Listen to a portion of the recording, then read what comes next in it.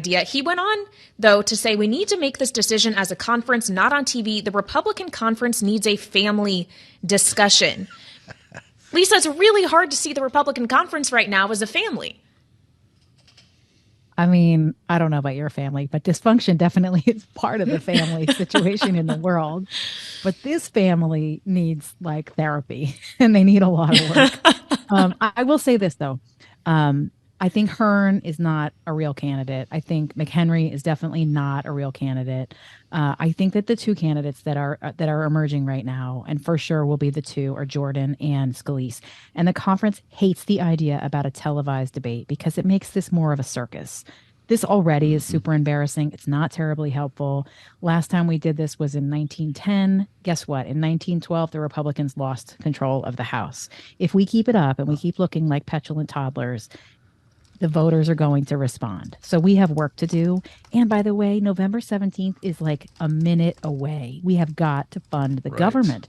This stopped all momentum. After the CR passed, there were bills that were in the process that were going to get passed, appropriations bills for the first time ever. We were making strides. The conference was working together well. And then all of a sudden, this motion to vacate happens. Kevin McCarthy is out and we are tossed into chaos again. So this alone has stopped that momentum. And now we look at another shutdown, and this one, I think, could be worse.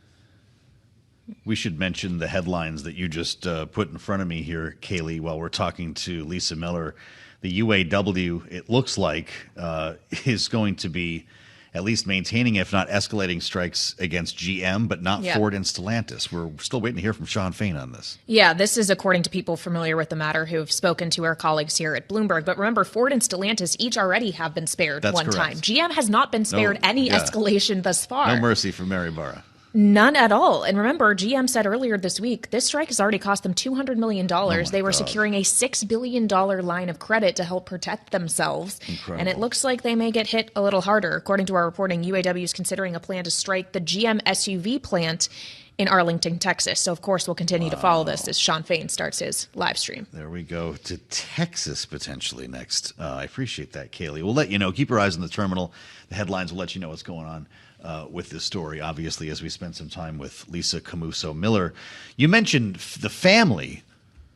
Mm-hmm. I thought there were 5 families. Wasn't that the whole narrative of the Republican-led House? It's who can navigate the 5 families, Lisa Camooso Miller. You're from New Jersey. You get this. I do. But also, this is more than 5 families. It's hard to keep track. What's interesting to me is there's been a lot of reporting about the various blocks, right? So there was discussion yesterday in the media about how Congressman Jordan had gone to the Texas delegation and had gone to the Main Street coalition and had gone to and Scalise obviously is doing the same. He's on the phone. He's working the phones. Nobody knows how to do that better than him and Tom Emmer. But what is different now is that those blocks used to vote all together. They used to be like they would move as one. And that is no longer the case. So going to the Texas delegation is very smart because it's a huge chunk of members and a huge block, but they'll be split. They'll be 50-50. I mean, half will go to Scalise and half will go to Jordan. It will not be a full block of voters. And that's what's different here is that this is not the same race and it's not the same fight. But I think the one thing that makes the conference look smart and strategic is that they not go to the floor before they know who has 218 votes, because we cannot have another repeat of what we saw in the beginning of the year. We have to get back to work. Yeah, I don't think anyone is eager to go through another 15 rounds and 4 days of trying to get someone the gavel. But it raises the question, Lisa, of just how long it's going to take before this gets to the floor. I mean, we could be looking at weeks. And to your point, we are up against a deadline. That November 17th deadline is like basically just a second away. Can you also just kind of talk about the influence of former President Trump here? As Joe mentioned, Jim Jordan endorsed by the former president last night. Trump was teasing the idea of coming to Capitol Hill next week. We'll see if it happens. But like, how much influence does he have on the conference at this point? This is a bit of a gamble, I think, for the president and for the former president. And here's why. I know that those 8 that all voted together against Kevin McCarthy, are likely with Trump.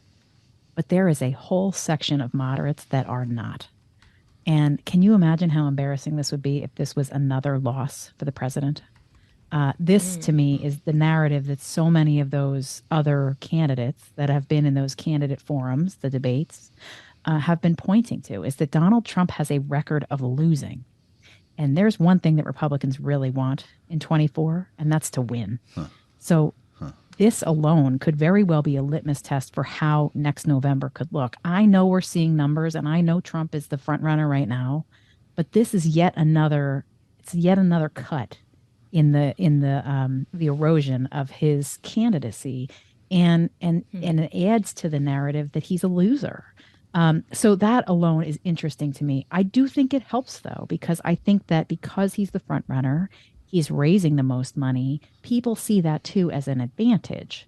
So right now, Kaylee, I'm not sure all the way if it's going to be helpful or hurtful, but I do think that when that was announced yesterday that he was with Jordan, that really set his momentum on course for success, because it's good, positive news inside the conference that the former president's going to be with him if he's the speaker. Mm-hmm.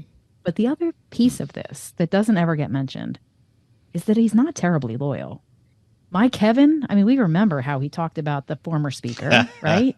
My Kevin. And he said nothing when the speaker was about to be voted out. He never spoke up. I mean, his loyalty is to himself and himself alone. And that, I think, is the thing that people inside the Republican conference see, and they see as a liability. I think they want to be with people like Tom Emmer put every single one of those House Republicans in their seats.